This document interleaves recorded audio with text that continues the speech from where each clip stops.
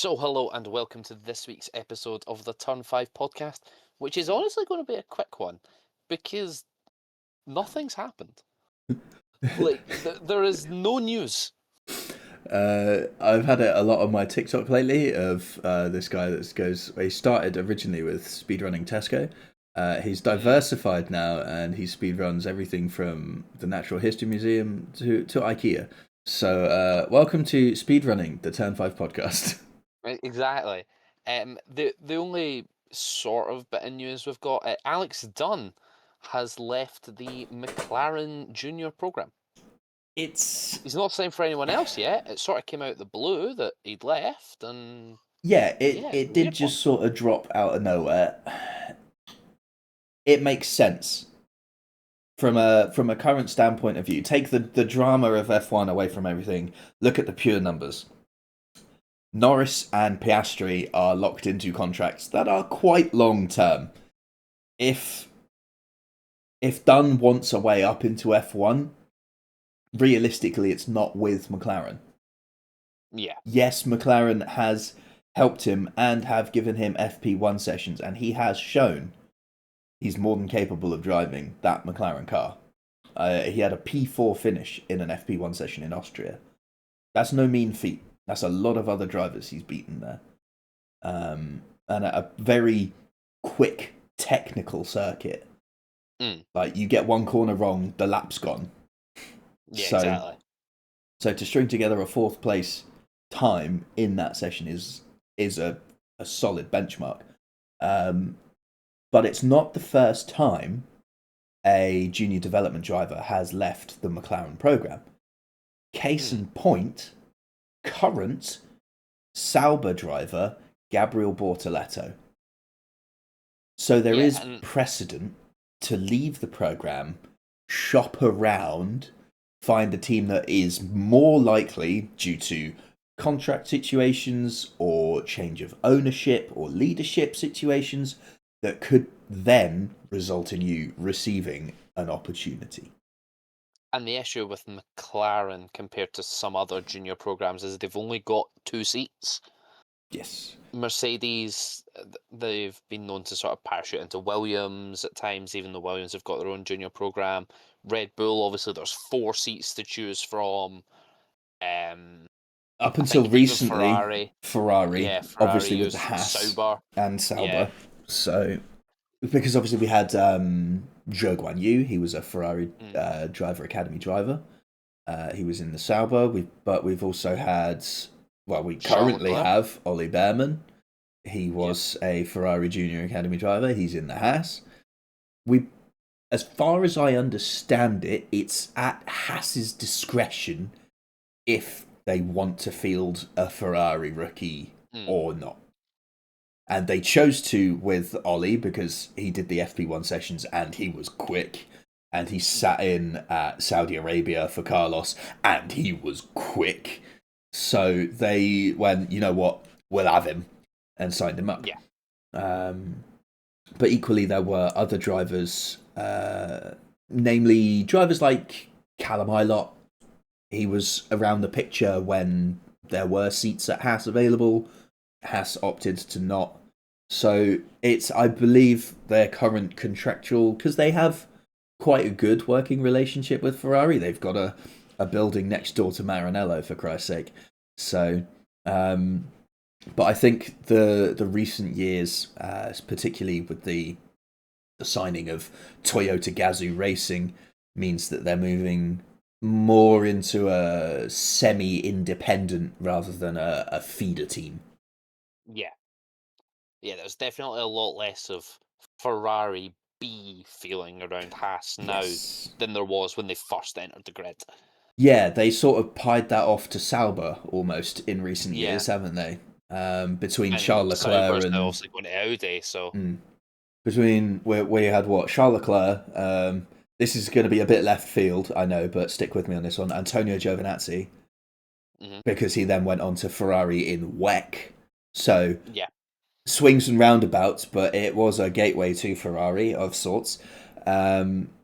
And now Kimi with Raikkonen went the opposite way. Kimi Raikkonen did the opposite, yeah. But also Zhou Guan Yu, he's now Ferrari's test and reserve driver Hmm. after being originally in the driver academy in the first place.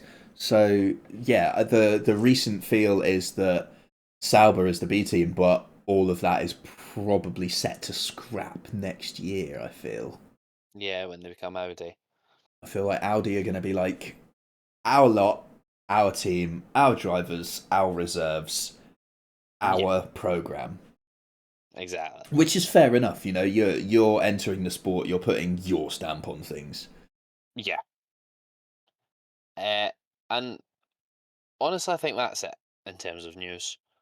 Yeah, I I don't can't see much find else. There's a lot of opinion anything pieces, else on the but website. other than that, Yeah. And when there's a lot of opinion pieces, that means there's not much to talk about. no. Um, so yeah, let's Sprint weekend. move on. Yeah, it's Austin. Circuit of the Americas, a track that pretty much always delivers, to be honest. It's a good circuit. It's demanding Mm. It's a good of tires and driver's circuit. drivers. Mm. So Although it's a relatively modern circuit, it's one that you would almost describe as classic, I want and to that it say it is was very much 2012 was the first. like it's very much a circuit for the drivers. It reminds you of like a Silverstone, a Suzuka, a Spa, tracks that have been about for years that the drivers absolutely love going to. It was 2012. It was 2012. The boys are genius.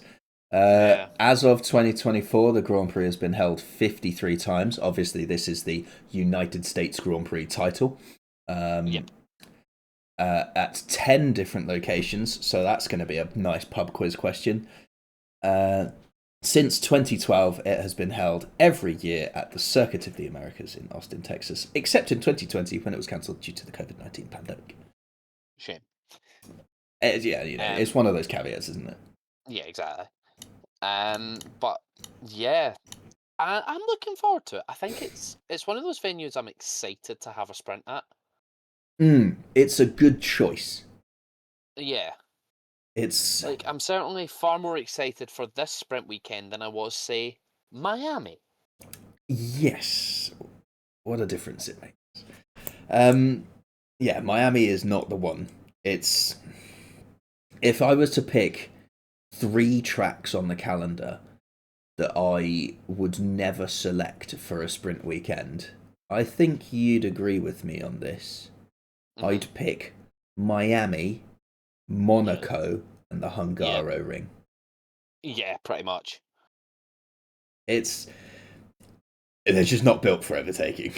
No, Especially in short I format. don't think there would be a worse set of circuits. Yeah, like, imagine the first year of sprint races, it was those 3.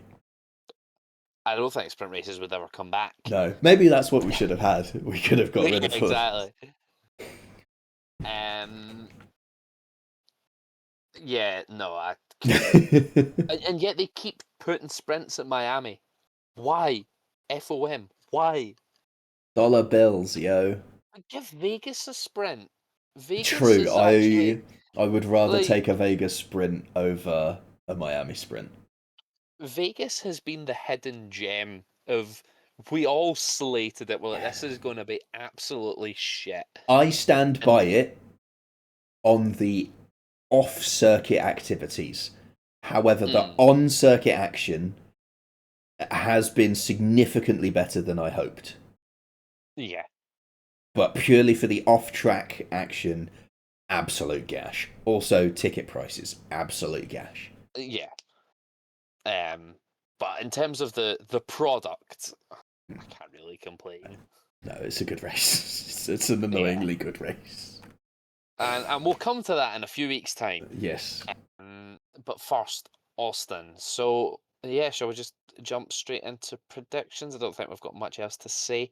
Has there been any changes to the circuit for this year? No, the only other like So mild piece of news that we'll probably end up covering next week anyway is that Luke Browning is sitting in for an FP1 session in Mexico. yeah. Did it say which side of the garage he was going to be on? I didn't I read will it, to be find out. honest, I will find out. but I can get it quickly. That's alright, I'm already on it. He's sitting in for Carlos Sainz. Ah, okay. Well, there we go. Okay. Nice and easy. I just had to reopen And 2 it's closed the cabs. third of their 4th rookie tests of the season, so still one more to go. Hey, there's not a lot of time left, but 3 out of 4 done would be pretty They tidy. they love Abu Dhabi for using one. Well, yeah, of Usually course. just a warm up for the actual young driver test the day after the Grand Prix. It's like, here you go, kid. This is what you're Yeah. getting into. Have an hour Frank. with other people around that are actually experienced and will shout at you over the radio if you do something wrong. Yeah. So yeah, let's just get straight into it. It's a sprint weekend predictions. So sprint pole. Who's winning on Friday? We don't need to do the sprint winner, Chris. Oh, okay. Well, tell me anyway. Who's winning on Friday? Oh, Friday. Oh god, sprint poll. Yeah. Not for points, but just for. You know what? Sod it. All in Lando. I actually think he will for the sprint. For the actual sprint win, or the poll, or both. Yeah, I think he takes pole and the win for the sprint. Okay. I'm just writing down mine. You'll need to give me Ben's because that's on a screen I can't look at right now. Ben has said Verstappen to win the sprint. Okay, and Sonia has said Norris to win the sprint. Pole position for the real thing. Who's getting it? Me and Sonia have both agreed. It's going to be Lando. Well, I'm going to go with Piastri for the main event. What's and Ben has said Max Verstappen. Oh my god, no. Is Ben going to be like, bold prediction, Max Verstappen wins the World Drivers' Championship? No, it's not, but that might be his Abu Dhabi bold prediction if True. Max is still in with a chance by the time we get there. Podium, please, Rich. I am going for the Norris clean sweep. Okay. Lando Norris, Oscar Piastri, Max Verstappen. So Ben has agreed with you on the drivers on the podium, but not the positions. Excellent news. He has gone Max Verstappen, Lando Norris, Oscar Piastri. This is still beneficial to me. I am going Oscar Piastri, Lando Norris, Max Verstappen. This is not beneficial to me. Need the points gap to close. And Sonia has put Sonia? Lando Norris, Max Verstappen, Charles Leclerc. Oh, A Rogue One. yes. Much like the best Star Wars film. Bold prediction. Ben has said double Red Bull top 5, which, to be fair, given this season, is incredibly bold. Yes. Yes, it is. And if they do a double Red Bull top 5, I'm giving him 4 times the points. Yeah, if it's sprint and GP. Cars... Oh, okay. No, I'm talking I thought sprint you were just going to top say 5. No. The AlphaTauris. Well, No. V-Carb is called now, yeah. Yeah. Come on, Crofty, get it right. Yeah, exactly. The Toro Rossos. Yeah, exactly. What were they before that? Minardi? Yeah, Minardi. Yeah, bring back the Minardis, guys. It's fine. I'm gonna go McLaren contact again. Okay, for a bonus point, who hits who? Norris hits Piastri. Again, okay. Again, yeah. Okay. I have said someone gets lapped in the sprint not outlandish, like not out of the question. But I don't think we've seen it happen yet. I don't think we have, but it's not out of the question. If it can happen in F2, it can happen in F1. Yeah. Actually, that's not necessarily true, because a good race can happen in F2 in Monaco, and it can't in F1. So I rescind my statement. Actually, no, I'll just apply terms and conditions. Monaco is exempt from... Yeah, terms and conditions apply. Right. Lap down showdown. Do we have any... this has just made me think, have we got any support series this weekend? I don't think we do. Not that we follow. Yeah, not that we watch, no. F1 Academy's back at Vegas, and then F2 and 3... F3's done, and F2 isn't back until Qatar. Yeah, it's literally just Porsche Carrera Cup North America, that's it. Yeah. Well, those fans have got a rough deal. Yeah, but at least they get a decent race. True, but the support series can be some of the best races of the weekend. True. But they get plenty of time that they can go and stand in the merch lines and not miss anything. Yeah, lap down showdown. I'm gonna go Gabriel Bortoleto, lap 30, one lap down. 30? And for reference, there is 56 laps. You say 30 or 40, sorry? Of the Americas. 30, 30. Cool. I'm going for Lance Stroll on lap 40 and to finish one lap down.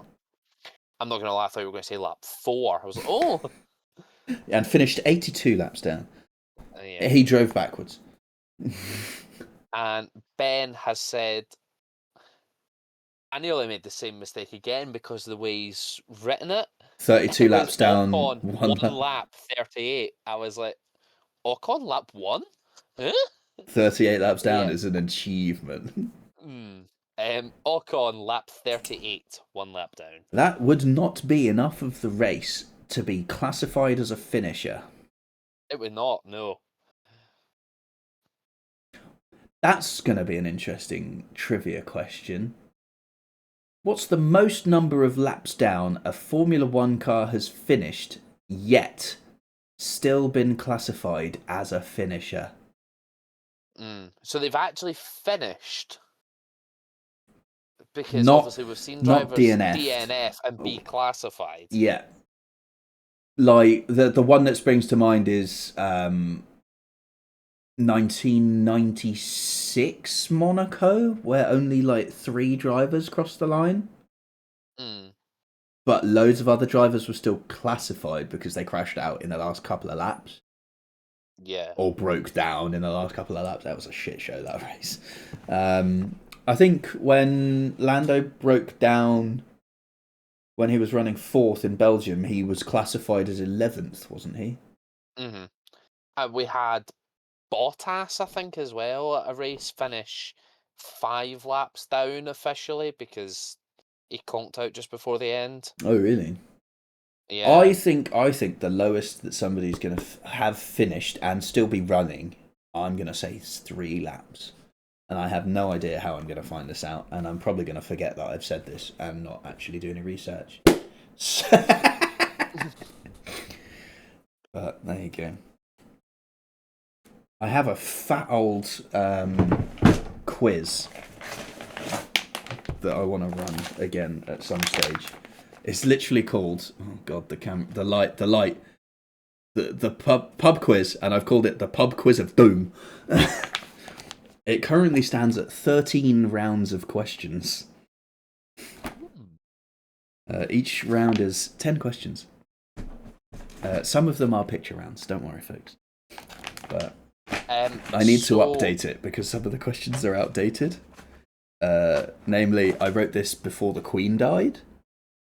Oh. So that's obviously caused a change in some aspects of things. But also, I wrote a sports one, and it was like, who has the most trophies in this particular sport? And now some other cunt's taken over the lead. So, need to update that. Because there was also a bonus point of, like, how many has he won? Same. The biggest winning margin in Formula One is 2 6 minutes laps. and something. So 2 laps Christ. was at Damon Hill in the 1995 Australian Grand Prix. That was in Adelaide. Yeah. He's getting good at this. Yeah, so he won that by 2 whole laps. But I'm still trying to find if there is one where it actually tells us how many laps down someone was and still finished the race. I've got a feeling it is probably 3. In fairness, the Adelaide circuit, the fastest lap in the race was a 1:17.9. So 2 laps down is like a lap and a bit of Spa. Yeah. Let's put that into some perspective. No, hey, Olivia Still an Pony. impressive gap to pull, though. It is. To lap literally everyone else twice is phenomenal. Was that... No. Was that the year that they had... Was that the absolute beast of a Williams that had the active suspension? No, that was... Was that Nige? I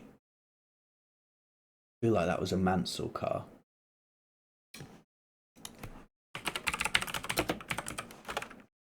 I actually can't find this statistic anywhere. The FW15C.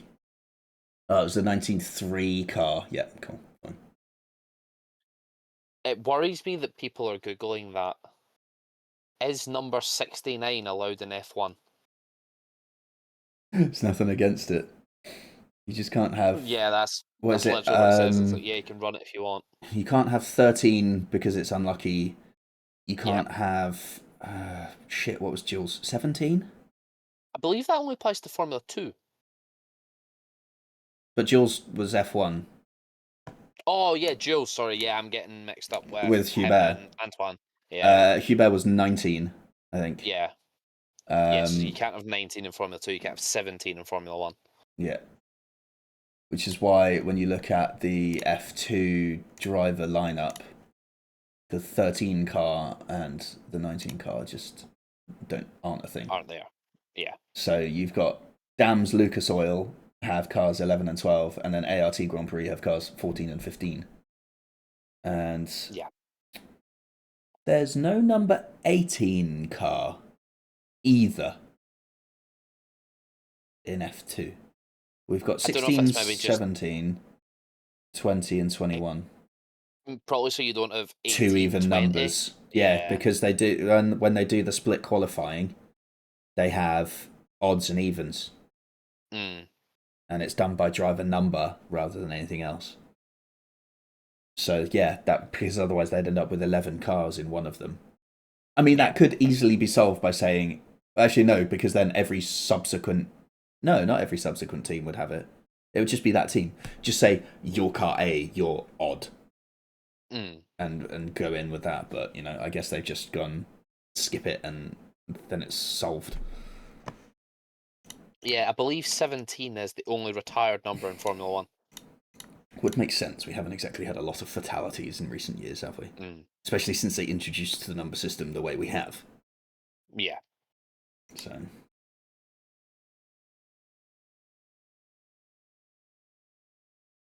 Oh no, it was a Damon Hill car. Okay. The year before was Nigel Mansell. So I was sort of right. Red 5. 92. And obviously the only other number you're not allowed to pick is number 1. Yes, reserved for the champion. Exactly. If they want it. Yes. Which recently the drivers have been like, well, why wouldn't I want it? Yeah. Understandable. Well, yeah, driver. There has only been one. Yeah, but like they've asked Oscar and Lando, like, would you run it? And they've both gone, yeah. Duh. Exactly. Me big dog, me number 1, me want number 1. But yeah, that brings to an end this week's episode of the Turn 5 podcast, because we don't really have anything else to talk about. To be Join fair, us next week. this is not anywhere near the shortest episode. We have done a good job of True. dragging this out. Exactly. Had the runtime. Yeah. Join us next week where we will be reviewing both races from the Circuit of the Americas. For those of you looking to watch, session timings are pretty generous for us UK watchers. You have FP1 at 6:30, sprint qualifying at 10:30, the sprint at 6 o'clock, qualifying at 10, and then the race is at 8 o'clock on Sunday night. So it's all evening sessions, which is nice if you're out during the day doing things. You'll still be able to catch everything. Might just about be able to catch sprint quali and the actual quali. I will finish work during the race. So I finish at 8:45 on Sunday. I just watch it back on delay. Yeah, exactly. It's fine. So hopefully, I either finish at 9:30 or 10 on Friday. So I should be able to get home just before sprint quali starts. Yeah, exactly. That's not to 10:30. So Yeah, exactly. Oh. Till 23:14. It's very so precise, and it's not going to run that to that exact time because there's going to be a delay. A red flag or a delay or something. Yeah. But anyway, thank you very much for watching the Turn 5 podcast. Enjoy the United States Grand Prix. We shall see you next week. Ta for now.